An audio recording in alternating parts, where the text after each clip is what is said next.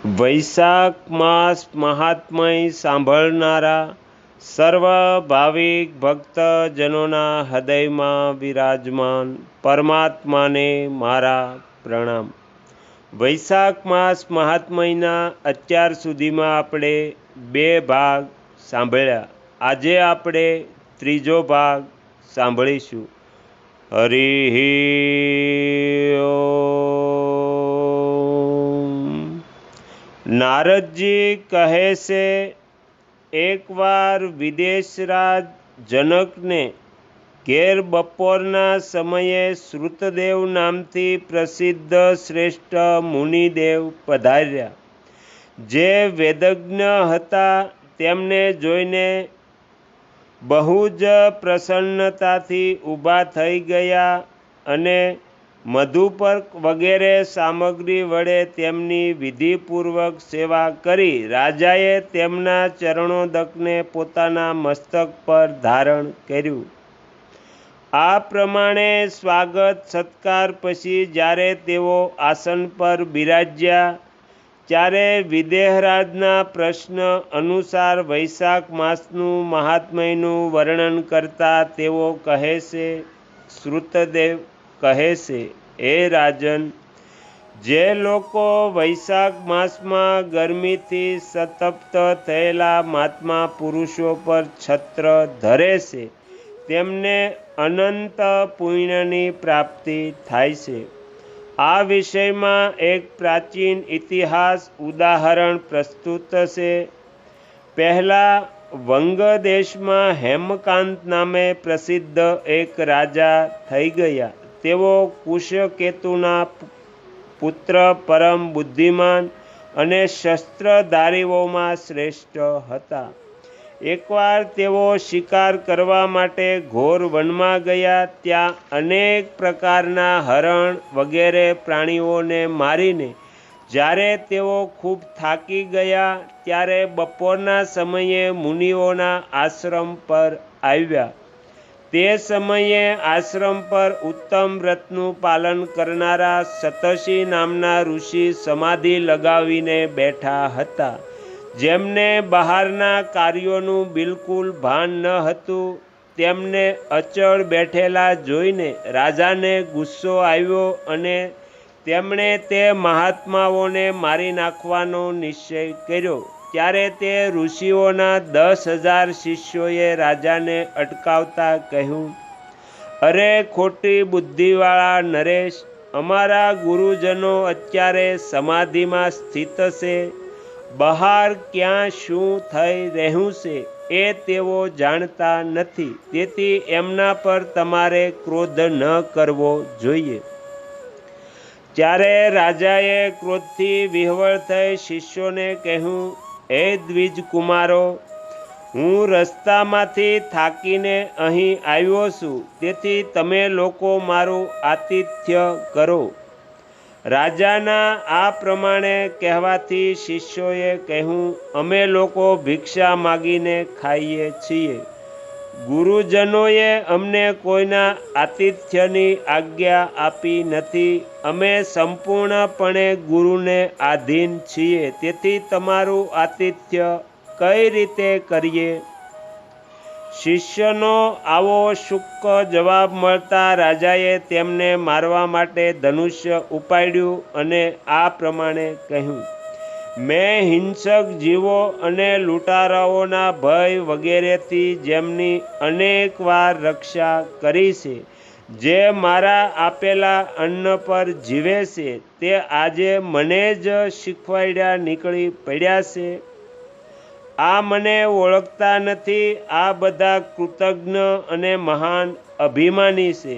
આ આતતાઈઓને મારી નાખું તો પણ મને કોઈ દોષ લાગશે નહીં। આમ કહીને તેઓ ક્રોધિત થઈને ધનુષ્યમાંથી બાણ છોડવા લાગ્યા। બિચારા શિષ્યો આશ્રમ છોડીને ભયને લીધે ભાગી ગયા। ભાગવા છતાં હેમકાંતે તેમનો પીછો કર્યો અને 300 શિષ્યોને મારી નાખ્યા। શિષ્યોના ભાગી ગયા પછી આશ્રમમાં જે કંઈ સામગ્રી હતી તેને રાજાના પાપી સૈનિકોએ લૂંટી લીધી। રાજાના અનુમોદનથી જ તેમણે ત્યાં ઈચ્છા અનુસાર ભોજન કર્યું. ત્યાર પછી દિવસ પૂરો થતાં રાજા એના સાથે પોતાના નગરમાં આવી ગયા. રાજા કુશકેતુએ જ્યારે પોતાના પુત્રનું આ અન્યાયપૂર્ણ કાર્ય સાંભળ્યું ત્યારે તેને રાજ્ય કરવા માટે અયોગ્ય માની તેની નિંદા કરતા રહીને તેને દેશ નિકાલ કરી દીધો. પિતાના ત્યાગ પછી હેમકાંત ઘોર વનમાં ચાલ્યો ગયો. ત્યાં તે ઘણા વર્ષો સુધી રહ્યો. બ્રહ્મહત્યા સતત તેમનો પીછો કરતી હતી, તેથી તે ક્યાંય સ્થિરતાપૂર્વક રહી શકતો ન હતો. આ પ્રમાણે તે દુષ્ટાત્માના 28 વર્ષ વ્યતીત થઈ ગયા. એક દિવસ વૈશાખ માસમાં જ્યારે બપોરનો સમય હતો, મહામુનિ તીર્થયાત્રાના પ્રસંગે તે વનમાં આવ્યા. તેઓ ગરમીથી અતિ સંતપ્ત અને તૃષાપીડિત હતા, તેથી કોઈ વૃક્ષહીન પ્રદેશમાં મૂર્છિત થઈને પડી ગયા. દેવયોગે હેમકાંત ત્યાંથી નીકળ્યો. તેણે મુનિને તૃષાથી પીડિત, મૂર્છિત અને થાકેલા જોઈ તેમના પર દયા આવી. તેણે ખાખરાના પાંદડાનું છત્ર બનાવી તેમના પર સૂર્યના તડકાથી રક્ષણ કર્યું. તે પોતે મુનિના મસ્તક પર છત્ર ધરીને ઊભો રહ્યો અને તુંબડીમાં રાખેલું જળ તેમના મોઢામાં નાખ્યું. આ ઉપચારથી મુનિ ભાનમાં આવ્યા અને તેમણે ક્ષત્રિયના આપેલા છત્રને લઈને પોતાની વ્યાકુળતા દૂર કરી. તેમની ઇન્દ્રિયોમાં થોડી શક્તિ આવી અને તેઓ ધીરે ધીરે કોઈ ગામમાં પહોંચી ગયા. આ પુણ્યના પ્રભાવથી હેમકાંતની 300 બ્રહ્મહત્યાઓ નષ્ટ થઈ. તે જ સમયે યમદૂતો હેમકાંતને લેવા વનમાં આવ્યા. તેમણે તેના પ્રાણ લેવા માટે સંગ્રહણી રોગ પેદા કર્યો.